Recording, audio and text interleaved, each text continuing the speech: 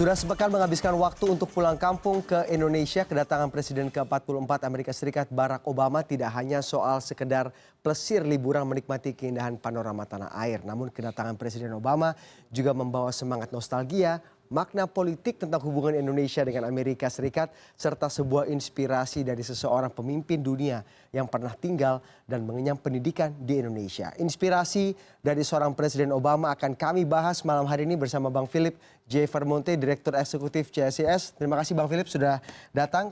Kemudian ada Mas Muhammad Al-Arif, betul Mas Arif ya? Panitia Konferensi Diaspora Indonesia yang juga menjadi salah satu anggota Diaspora Network. Terima kasih Mas Arif sudah datang. Tapi sebelum kita memulai dialog, kita saksikan dulu informasi pengantar berikut ini. Pulang kampung nih.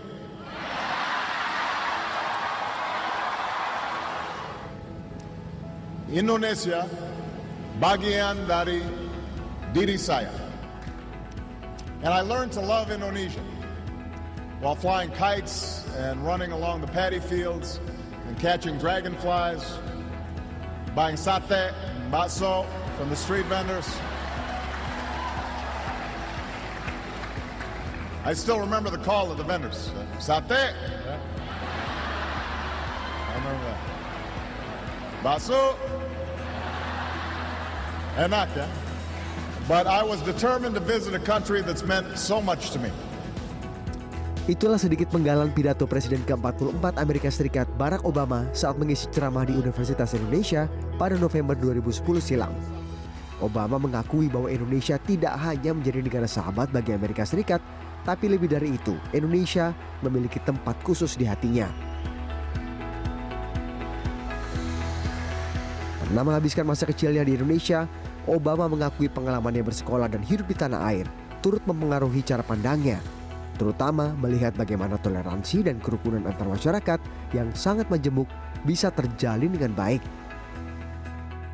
Kali ini Obama kembali datang bersama keluarganya ke Indonesia bukan lagi sebagai pemimpin negara adikuasa, tapi sebagai pribadi yang ingin menikmati keindahan alam Nusantara sekaligus menginspirasi banyak masyarakat Indonesia.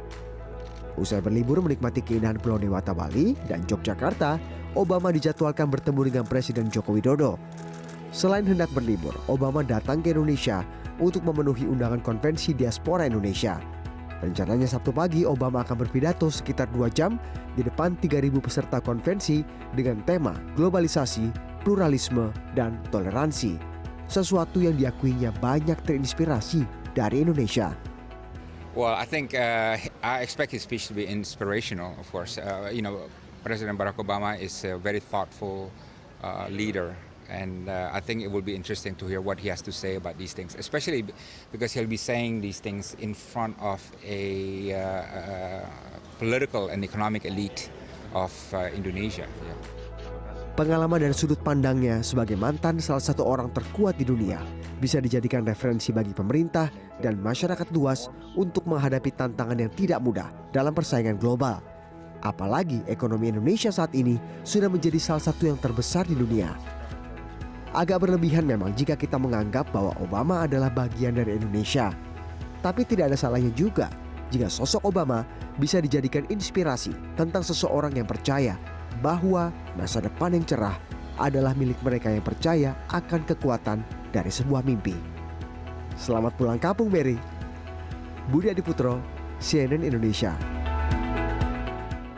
Kita coba meraba dan juga mungkin membahas apa pesan mudik dari Obama kali ini di Lebaran tahun 2017 ini. Sebelum saya akan ke Mas Arief untuk bertanya kira-kira apa asbabun nuzulnya nih kira-kira diaspora, ikatan diaspora ini kemudian mengundang Presiden Obama untuk berpidato. Tapi saya akan tanya ke Bang Vermonte dulu sebenarnya. Ya. Kalau kita lihatin kedatangan Presiden Obama ke sini tidak seperti kunjungan kenegaraan yang membawa misi-misi khusus negara, membawa menteri-menteri, ada tanda tangan, bahkan penyambutannya sangat biasa.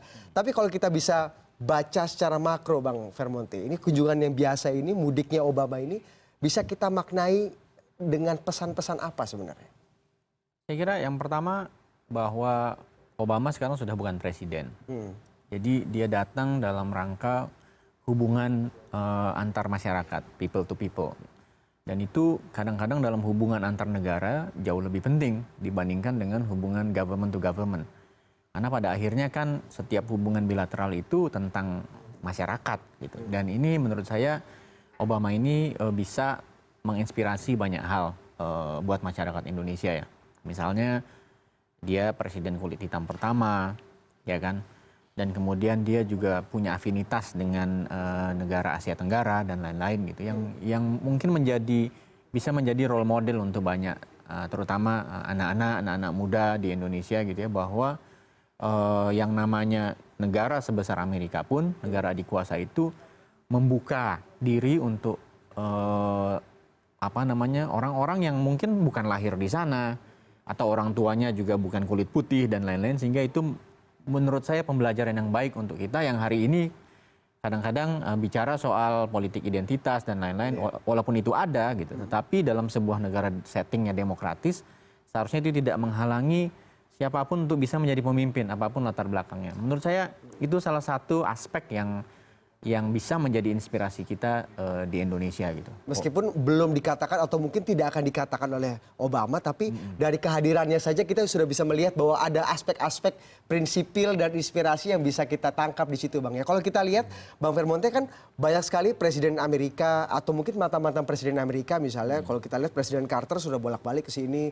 Presiden Bush senior waktu Aceh, Presiden Clinton juga beberapa kali. Tapi sambutannya tidak ada yang atau tidak segegap gempita Presiden Obama datang ke sini. Faktor-faktor apa yang membuat Obama itu menjadi begitu spesial dibanding presiden Amerika yang lain? Ya mungkin karena dia pernah tinggal di Indonesia kan, sehingga orang merasa punya relasi dengan Obama. Walaupun mungkin secara kebijakan waktu dia jadi presiden misalnya ada banyak kritik juga.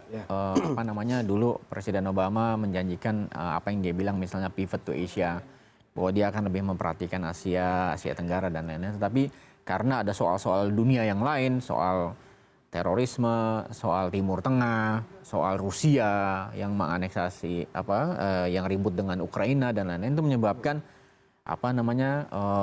pandangan dari Obama yang semula dia ingin memfokuskan diri pada Asia itu teralihkan pada isu-isu yang lebih penting dalam tanda petik buat Amerika yang harus diselesaikan gitu. Tetapi dari sisi personal Presiden Obama saya kira dia tidak bisa melepaskan juga afinitasnya. Dan mungkin yang kedua, mungkin Obama dianggap relatif mewakili pandangan yang lebih friendly terhadap satu, negara-negara non-Barat, dua, negara-negara dunia Muslim.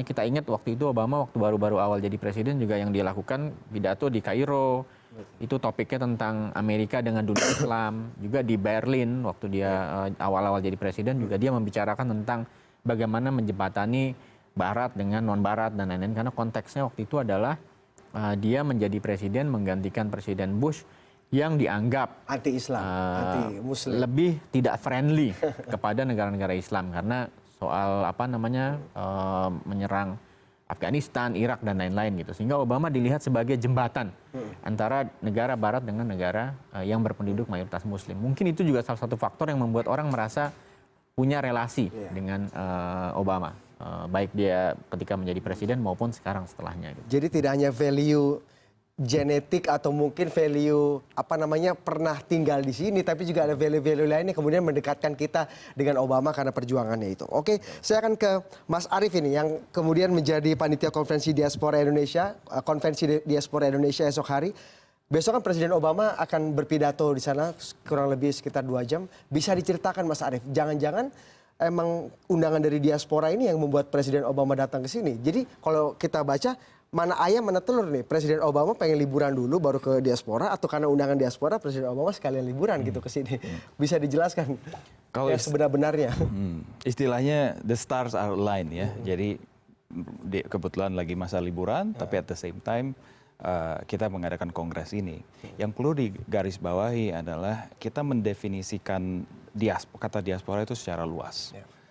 Diaspora kategori 1 adalah WNI yang berdomisili di luar negeri. Kedua adalah keturunan WNI maupun mantan WNI di luar negeri. Ketiga adalah WNA yang mempunyai afinitas terhadap Indonesia. Jadi dalam kategorisasi itu sebenarnya Obama juga diaspora. Bagian gitu. diaspora Bagian Indonesia. dari diaspora yang kita undang gitu. Ini merupakan kongres keempat yang pernah kita laksanakan dan selalu selang tiap 2 tahun begitu, dan kita selalu berusaha untuk mengundang star power yang bisa memberikan seperti Mas Philip katakan inspirasi begitu kepada khalayak. Yang jelas karena afinitas beliau ya beliau juga bisa dikategorikan sebagai diaspora begitu. Efeknya luar biasa sebenarnya kedatangan beliau, bukan dari sisi kita nanti akan lihatlah efeknya terhadap pariwisata kepada Indonesia dan lain-lain gitu. Destinasi Jogja, Bali dan lain-lain, it will peak gitu. Itu bisa punya dampak tuh ya. Luar biasa. Itu bukan sinetron film Ada Apa Dengan Cinta saja yang bisa mengerek pariwisata, tapi juga Presiden Obama dengan liburan-liburannya itu juga menurut menjadi promosi gratis. Karena peliputan ini adalah global dan ini juga bagian sebenarnya dari tujuan juga kita untuk mengundang beliau ya. Okay. We want to promote our country globally, including people to people connection. Oke, tapi Mas Arief, kenapa teman-teman di diaspora sendiri memilih sosok Obama sebagai bintang pada konvensi diaspora kali ini? Tapi dijawabnya di segmen berikutnya. Kami akan segera kembali usaha jeda berikut ini.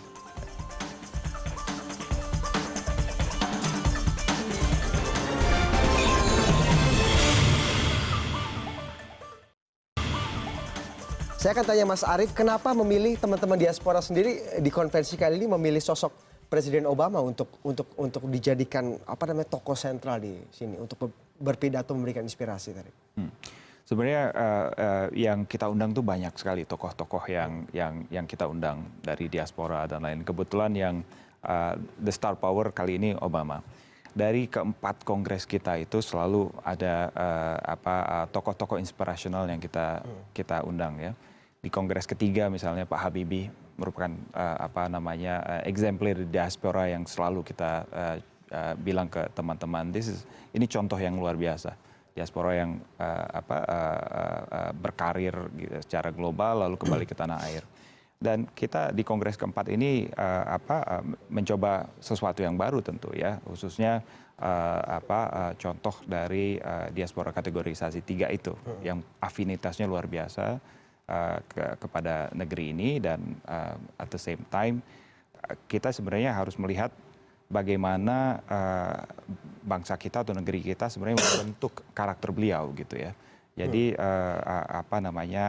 the whole story itu sangat menarik sekali gitu. Itu salah satu pertimbangan kita mengundang beliau. Kebetulan beliau sangat akomodatif terhadap permintaan itu, dan this happen gitu ya, luar biasa sebenarnya. Tema yang akan diusung atau diangkat di konvensi besok apa, Mas Arief? Untuk pidato Presiden Obama khususnya? Kalau pidato beliau embargoed until delivery. Oke. Tapi kalau tema nggak rahasia, tapi nanti akan beliau sampaikan langsung. Tapi broad theme daripada kongres kita adalah bersinergi bangun negeri.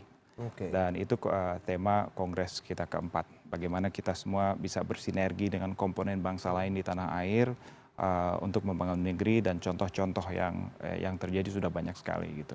Oke. Mas Arief, kalau kita lihat kan ini teman-teman diaspora ini kan menyebar kemana-mana ke seluruh dunia, termasuk Pak Obama juga termasuk kategori diaspora 3 tadi itu kan kalau menurut Anda. Kalau kita lihat kan teman-teman diaspora atau mungkin Bang Philip juga sudah mengatakan bahwa banyak yang terinspirasi dari tidak hanya pemikiran tapi juga track record Obama selama ini menjadi seorang pribadi sampai seorang politisi, menjadi presiden. Tapi ada nggak sesuatu dari Indonesia yang kemudian menurut Anda bisa betul-betul menginspirasi dan mungkin mengubah atau menanamkan sebuah sudut pandang terhadap sosok Obama sendiri sebenarnya? Value Indonesia. Ya, itu sebenarnya udah berkali-kali beliau katakan ya. Berkali-kali beliau sering disebut dengan tokoh yang no drama Obama. Jadi beliau tuh sangat kalem dalam menyikapi sesuatu, collected, mungkin sangat berbeda dengan tokoh lain yang sekarang lagi memimpin begitu. Dan beliau selalu mengatribusikan karakter itu terhadap upbringing beliau di Indonesia. Ini sebenarnya luar biasa ya. Beliau sering memberikan kredit kepada bangsa kita yang memberikan influence itu terhadap beliau gitu. Oke. Ini ya itu salah satu contohnya. Bang Philips, influence apa sih yang paling utama, yang paling dominan, yang kita sumbangkan value-nya sehingga membentuk Obama seperti sekarang? Agak naif sih kalau kita bilang kita menyumbangkan value, tapi ya Anda bisa guessing kira-kira apa yang paling dominan. Menurut saya begini, kalau dibandingkan dengan standar Amerika misalnya, mungkin waktu dia tinggal di sini itu dibandingkan dengan standar hidup di Amerika, dia hidup dengan lebih sederhana kan. Jadi artinya dia tumbuh berkembang dalam lingkungan yang sederhana.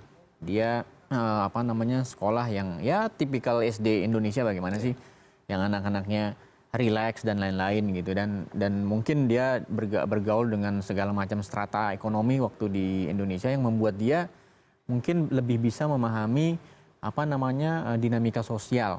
Makanya mungkin kemudian belakangan dia sebelum menjadi presiden, lulus dari Harvard itu dia menjadi aktivis sosial di South Side of Chicago, daerah selatan Chicago, yang tempat yang dianggap paling miskin di kota itu, dan Obama menjadi aktivis sosial di sana gitu. Dia menjadi semacam community development leaders kan. Dia bagaimana memberdayakan orang dan lain-lain. Mungkin itu ada pengaruh waktu dia tumbuh di Indonesia gitu. Dia melihat bagaimana mungkin waktu dia tinggal di sini Indonesia standar ekonomi masih belum baik seperti sekarang dan lain-lain, yang itu mempengaruhi cara dia berpikir. Yang kedua, mungkin tadi kita ada kutipannya kan, street vendors dan lain-lain gitu, yang suasananya lebih rileks, ya mungkin dia menjadi lebih kompos juga secara personal gitu, karena dia menghadapi beragam jenis orang gitu di dalam konteks pergaulan di Indonesia. Bagaimanapun di Amerika kan dia juga minoritas. Waktu dia hidup di sini mungkin dia minoritas juga, orang asing, kulit hitam gitu kan, juga bukan Muslim dan lain-lain. Triple minority di dalam konteks dia waktu itu gitu. Dia kembali ke Amerika, menurut saya mungkin juga dia mengalami hal yang sama, masih ada persoalan-persoalan rasial, ya kan, dia dianggap minoritas dan lain-lain, dan itu sangat mempengaruhi cara pandang Obama terhadap hubungan rasial di Amerika gitu. Dan pada zaman itu Indonesia jauh lebih toleran untuk menghadapi keanekaragaman, pluralisme seperti itu dibanding Amerika pada zaman itu. Pada zaman itu, iya betul. Dan saya kira itu yang mungkin salah satu ya. Tentu ada banyak faktor lain yang membuat Obama menjadi Obama yang kita kenal gitu. Tapi saya kira kan masa-masa pembentukan itu, masa-masa SD, dan ibunya adalah seorang antropolog yang meneliti banyak soal Indonesia. Mungkin dia ke Jogja juga antara lain kan, memang ibunya dulu penelitian risetnya di Jogja gitu. Jadi pasti pada satu waktu Obama memang pernah ke sana dan lain-lain. Jadi ini liburannya Obama kelihatannya, bukan liburannya Michelle dan dua anaknya gitu. Karena dia ingin mungkin menunjukkan nostalgianya gitu. Dan mungkin dia juga mau menunjukkan kepada anak-anaknya. Ini Indonesia yang sering saya sebut-sebut gitu, atau sering disebut-sebut orang gitu. Dan dia mau mengenalkan Indonesia juga sebagai bagian dari identitas dia gitu. Dan seperti Mas Arief tadi bilang, banyak menurut saya ini bukan soal hubungan bilateral, tetapi lebih bagaimana memperlihatkan wajah Indonesia ke dunia gitu, yang dilakukan oleh Presiden Obama gitu. Bagaimana logikanya bisa seorang Obama bisa menunjukkan wajah Indonesia? Kalau kita lihat liputan-liputan di luar negeri, kalau baca koran-koran luar negeri, Guardian misalnya yang di Inggris, atau New York Times, majalah Vogue di Amerika itu meliput ini gitu. Obama lagi di Bali, ada beritanya, ada fotonya, ya kan. Beritanya itu antara lain Obama mengunjungi Ancient City di Indonesia, maksudnya Jogja. Lalu ada cerita tentang Jogja, ada fotonya dan lain-lain. Dan itu saya kira efeknya cukup positif gitu untuk memperlihatkan wajah Indonesia yang mungkin selama ini, bukan selama ini, beberapa waktu belakangan itu di koran-koran tadi, New York Times dan lain-lain, yang muncul itu wajah Indonesia mungkin sedang menuju arah radikalisme dan lain-lain. Sekarang ditampilkan Obama datang ke kota kuno, dalam hal ini Jogja, mengunjungi the oldest Buddhist temple, ya, candi Buddha tertua dan lain-lain, bahwa ternyata orang di luar sana kan melihat Indonesia ternyata aspeknya ada banyak gitu.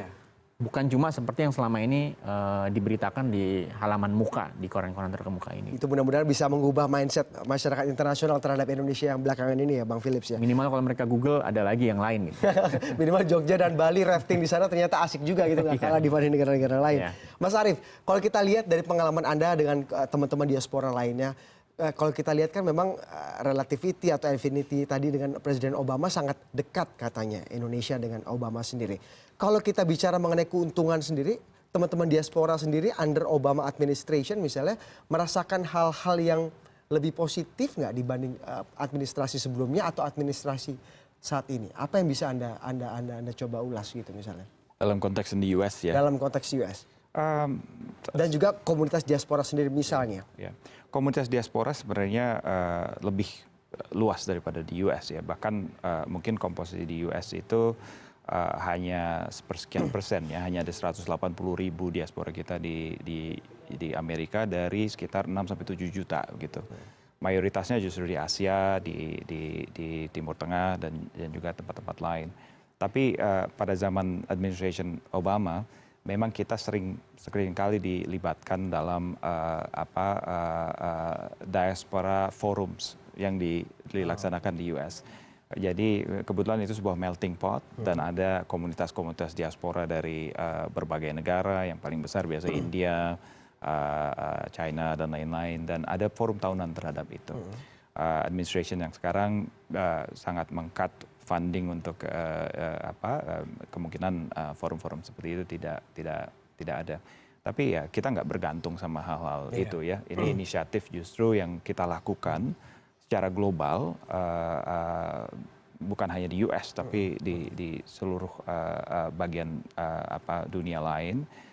Justru kita ingin mengingatkan kepada diaspora bahwa Anda bisa sukses dan luar biasa dimanapun Anda berada, tapi don't forget your homeland. Dan kita berupaya untuk membangkitkan semangat untuk diaspora untuk bersinergi membangun negeri, dan bagi komponen bangsa lain di tanah air untuk bersinergi dengan kita gitu ya, dalam melakukan itu. Jadi akan menarik dalam kongres ini.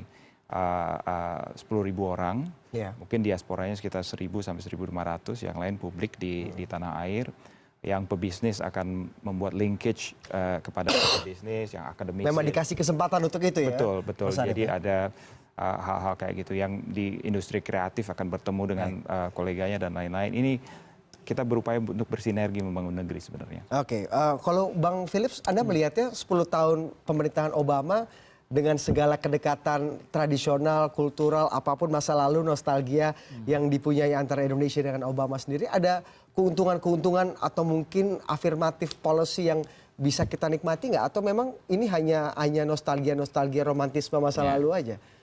Kalau politik internasional itu realisme yang berlaku. Jadi bahwa Obama adalah presiden dari sebuah negara adik kuasa. Dan negara dikuasa urusannya banyak sekali gitu. Dan seperti saya sampaikan tadi, di masa pemerintahan dia ada banyak soal yang harus diselesaikan, terutama di Timur Tengah, di Asia Selatan, Afghanistan, Irak. Dia juga berjanji harus menemukan Osama bin Laden waktu itu. Lalu ada soal geopolitik di Eropa dan lain-lain yang membutuhkan konsentrasi lebih banyak daripada dan energi dan resources yang dilakukan oleh Amerika. Tetapi mungkin keuntungannya lebih pada tidak langsung, minimal kebijakan Amerika itu kepada tempat lain dalam kaitan dengan Indonesia dia lebih friendly. Jadi misalnya dalam soal-soal tentang anti teror yang kadang-kadang di frame gitu oleh negara Barat itu sebagai perang melawan Islam dan lain-lain, itu tentu di masa Obama dia tidak akan memframe itu seperti demikian gitu, karena dia tahu ada negara yang akan tidak nyaman dan tidak akan tersinggung dengan hal-hal seperti itu. Jadi mereka lebih sensitif terhadap isu-isu yang terkait dengan agama dan juga hubungan antara agama atau hubungan antara negara Barat dengan negara-negara yang berpenduduk mayoritas Muslim gitu. Jadi lebih banyak dampak tidak langsung. Tetapi toh dalam masa Obama memang Indonesia juga sudah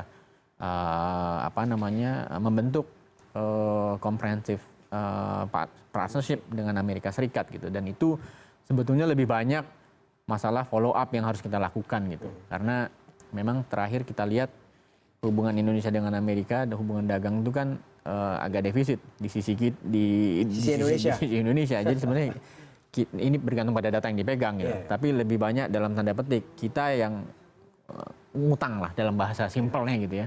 Tapi ini kan bisa diperbaiki dan itu saya kira sudah akan berlaku, apalagi kalau ada bantuan dari teman-teman di diaspora yang bisa mendorong hubungan bisnis to bisnis yang lebih banyak, perdagangan dan lain-lain gitu. Tapi kalau secara politically, ekonomi, mungkin geopolitik, keuntungan nostalgia romantisme masa lalu itu memang tidak bisa dikapitalisasi secara maksimal selama 10 tahun terakhir Obama. Soalnya begini. 8 tahun terakhir, sorry. Iya. Obama memimpin ketika Amerika mengalami krisis mulai 2008 persis ketika dia terpilih menjadi presiden gitu. Dan hingga sekarang Amerika baru mulai sedikit membaik ekonominya gitu. Tetapi selama masa itu Obama mewarisi ekonomi yang berat di Amerika Serikat. Pada saat yang lain kita lihat ada fenomena Cina menjadi negara yang besar gitu. Sehingga di satu sisi ada karena Amerika resource-nya terbatas karena mengalami krisis, sementara dia harus konsentrasi di soal-soal Timur Tengah, Eropa dan lain-lain. Di Asia Tenggara ada Cina yang lagi rise gitu, yang lagi naik. Jadi relatif memang ada sedikit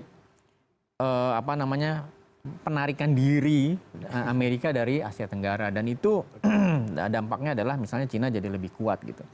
Tetapi itu menurut saya hal yang biasa. Dalam hal dan semua presiden pasti akan melakukan hal yang sama mungkin dalam kondisi saat itu. Ya kan? Dan menurut saya akibatnya adalah bahwa Obama tapi punya inisiatif yang lain-lainnya yang sebetulnya sekarang disayangkan dibatalkan oleh Trump.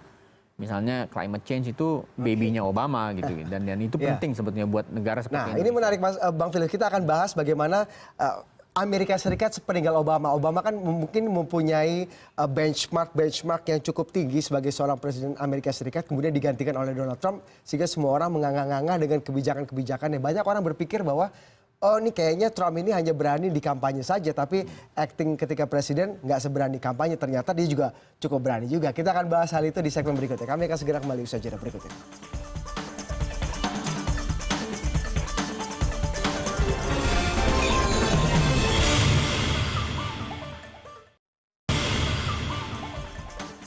Presiden Amerika Serikat Donald Trump kembali membuat heboh warganet setelah ia menuliskan kata-kata kasar di media sosial yang ditujukan pada dua penyiar stasiun berita MSNBC pada Kamis waktu setempat. Pernyataan yang ditujukan pada Joe Scarborough dan Mika Brzezinski tersebut ia tuliskan melalui akun Twitter pribadinya. Saya mendengar @morning_Joe berbicara hal buruk mengenai saya. Jangan ditonton lagi. Lalu bagaimana si Mika yang ber-IQ rendah dapat bersama Joe? Lalu ia melanjutkan dengan berkata, ketika di Mar-a-Lago 3 hari berturut-turut di sekitar tahun baru, Mika bersikeras untuk bergabung dengan saya. Sikapnya sungguh sangat buruk. Saya berkata tidak. Sementara itu juru bicara Gedung Putih Sarah Sanders membela sang presiden dengan menyebut cuitannya hanya sebagai pertanyaan untuk menanggapi kritik. I don't think that the president's ever been someone who gets attacked and doesn't push back. There have been an outrageous number of personal attacks, not just to him, but to, frankly, everyone around him. People on that show have personally attacked me many times. This is a president who fights fire with fire and certainly will not be allowed to be bullied by liberal media and the liberal elites within the media or Hollywood or anywhere else. I get it, but is that necessary? Larangan memasuki Amerika Serikat yang ditetapkan bagi 6 negara berpenduduk mayoritas Muslim sudah berlaku pada pukul 8 malam waktu setempat. Namun pelarangan itu tidak berlaku bagi para pendatang yang memiliki hubungan atau kepentingan perorangan dengan kelembagaan di Amerika Serikat. Andy Rose punya laporannya. President Trump's long-debated travel ban has now begun. The Supreme Court ruled anyone seeking to enter the United States from a list of 6 majority Muslim countries must show a, quote, bona fide relationship with either an entity or a person in the U.S. Only some family relationships fall under this umbrella, including parents, children, spouses, sons and daughters-in-law, and siblings. Not included grandparents, grandchildren, aunts, uncles, cousins, nieces, nephews, or other extended family. However, the State Department issued a correction late Thursday to include fiancés as exempt from the ban and to be treated as spouses. Other exemptions to the ban include that those with credible ties to institutions like colleges or jobs will also be permitted to enter the country. If a person traveling from Libya, Syria, Iran, Somalia, Yemen, or Sudan cannot show a bona fide relationship, they will be banned for 90 days, 120 days for refugees from all countries. The Department of Homeland Security has stressed that this will not affect people who arrive in the U.S. with legal travel documents or previously approved visas. Not focusing on people from one religion or one culture, but focusing on every airport, every country around the world, and do a better job at determining who the person is that wants to come and why they want to come here. Protesters were at some major airports when the rollout began at 8 p.m. Eastern Time. Regardless of how they want to attack us and how they want to affect us, and that this country is a country for the immigrant community. I'm Andy Rose reporting. Itu tadi pertanyaan Bang Philip Vermonte. Kemudian banyak yang kemudian membanding-bandingkan antara Obama dengan Donald Trump. Donald Trump dianggap sebagai seorang yang berbalikan dengan Obama. Perspektif Anda terkait sepeninggal Obama di Amerika Serikat? Sebenarnya begini, dalam konteks Amerika itu memang karena partainya dua, sudah pasti kalau presiden penggantinya bukan dari partai yang sebelumnya, pandangannya akan jauh berbeda. Itu sebetulnya dalam konteks Amerika relatif biasa. Misalnya dulu dari Jimmy Carter yang pro human rights, hak asasi manusia dan lain-lain, pindah ke Ronald Reagan yang lebih mengurus dari Partai Republik, yang lebih percaya soal bagaimana menjalankan hubungan ekonomi, bisnis, dan agak abai terhadap masalah hak asasi manusia misalnya. Itu sebetulnya dalam konteks dinamika politik Amerika biasa aja kalau ada pemimpin yang berganti dan dari partai yang berbeda akan menjadi berubah gitu. Ada spesial mungkin yang agak istimewa dengan Presiden Trump hari ini sebetulnya kan dari sisi dia memang dicalonkan oleh Partai Republik gitu. Tapi dia adalah outsider dari Partai Republik gitu. Jadi dia outsider yang bisa memanfaatkan dia memang secara ideologis mungkin ada kedekatan dengan Partai Republik, tapi dia bukan bagian dari Partai Republik, dia juga relatif bukan Republikan seperti yang kita kenal selama ini. Tapi karena ada mekanisme konvensi terbuka dan lain-lain, orang bisa bertarung di dalamnya, dia bisa memanfaatkan sentimen warga Amerika yang akhir-akhir ini mungkin merasa mereka adalah orang-orang yang dirugikan dari berbagai kebijakan Amerika yang terdahulu. Misalnya perdagangan bebas, globalisasi dan lain-lain yang sebetulnya juga didorong oleh Amerika Serikat sendiri. Tapi ketika itu berjalan dengan baik, negara-negara lain memanfaatkan globalisasi dan perdagangan bebas menjadi lebih makmur karena terjadi relokasi industri dari negara maju ke negara berkembang dan lain-lain, sehingga justru di sana pekerjaan hilang. Itu bisa dimanfaatkan sentimennya oleh Presiden Trump ketika dia berkampanye gitu. Jadi soalnya adalah di situ, dan fenomena itu bukan cuma terjadi di Amerika kebetulan karena memang situasi global secara ekonomi lagi kurang baik. Di Eropa juga sama, kita ingat Brexit misalnya, itu kan juga representasi kekecewaan banyak pemilih di Inggris gitu yang merasa situasi ekonomi menjadi lebih sulit gitu, dan kemudian memutuskan bahwa Uni Eropa adalah bagian dari persoalan dia gitu. Padahal itu kan semacam free trade arrangement di dalam benua Eropa gitu. Dan menurut saya itu fenomena umum yang terjadi ketika masa ekonomi sulit. Orang akan mudah mencari kambing hitam, bahwa ini penyebabnya adalah dari luar dan lain-lain. Itu sentimen yang kemudian sifatnya nasionalistik, ingin proteksi dan lain itu pasti muncul. Tapi cukup ekstrim nggak kalau Anda lihat apple to apple antara Presiden Obama dengan Presiden Trump? Apalagi kalau kita lihat dari segi kepribadian aja, Mas Arief, misalnya kalau tadi kita lihat ada Twitternya Presiden Trump yang kemudian sangat vulgar. Kalau kita lihat juga ada beberapa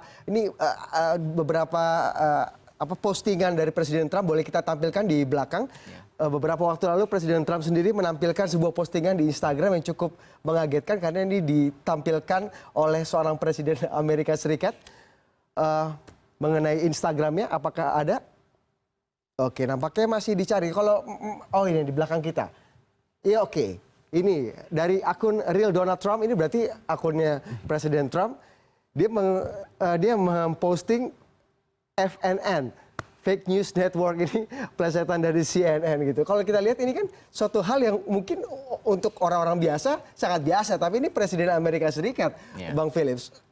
Apakah memang ini juga menggambarkan bahwa dia harus beda dengan Obama atau menggambarkan sesuatu apa yang bisa Anda lihat dari kepribadian seperti ini? Ya mungkin ini kan persoalan personality ya.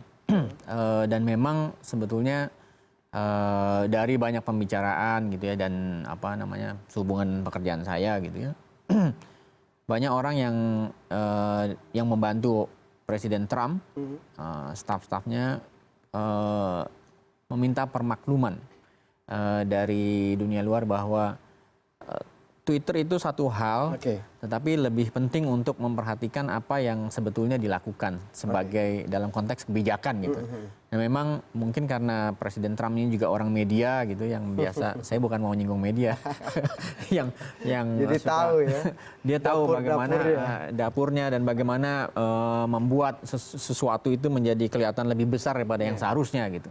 Dan sementara sebetulnya yang harus kita perhatikan adalah apakah ada kebijakan yang berubah. Dan ini yang menurut saya jauh lebih penting gitu.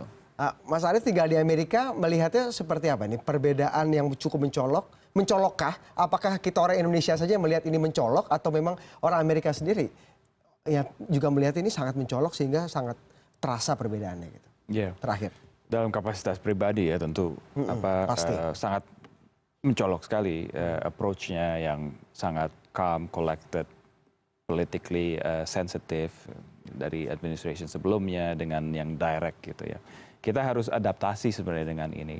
Sampai seperti Mas Philip katakan, orang sekarang sudah mulai terbiasa dengan ini mengatakan ya tidak bisa ditangkap secara literal gitu ya dari apa yang katakan, tapi memang kebijakan itu sendiri harus dilihat gitu. Oke, yang terakhir Mas Arief, apa yang kemudian lagi-lagi kembali ke pesan mudik Obama untuk Lebaran 2017 kali ini, apa yang lagi-lagi paling di bold, paling diharapkan dari kedatangan Obama di sini secara pesan-pesan yang kemudian akan ditangkap oleh diaspora dan juga masyarakat Indonesia secara luas? Ya, yang jelas tentu kita mengundang dia untuk kepentingan bangsa kita juga ya.